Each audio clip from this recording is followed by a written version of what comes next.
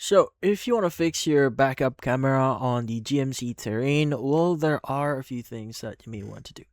So, first thing you want to do is you want to check the screen and maybe restart the system. Now, you want to start the vehicle and shift into reverse to see what the screen does. Now, if the image is frozen, black, or shows a warning, turn the car off, open the driver's door, and wait for about a minute before restarting. Now, this can reset the infotainment system and fix simple glitches.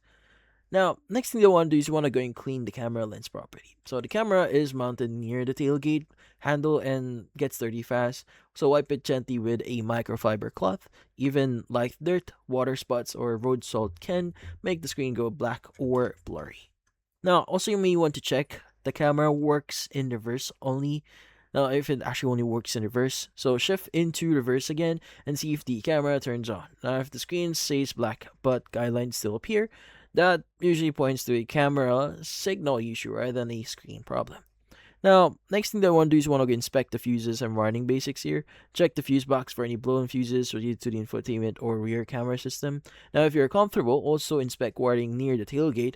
Broken wires are common where the hatch opens and closes. Now, next thing you want to do is want to go and just test the infotainment system. Now, if other features like Bluetooth, radio, and touchscreen controls are also acting up, the issue may be with the infotainment module rather than the camera itself. So a system reset or software update may be needed. Now, if the screen turns on but always shows black, blue, or no signal, the camera itself may have failed. So this is common for older terrain models. It usually requires camera replacement. Now, if none of this actually fix your issue, professional diagnostics are recommended. Some terrain models require dealer level software updates or recalibration here after camera replacement.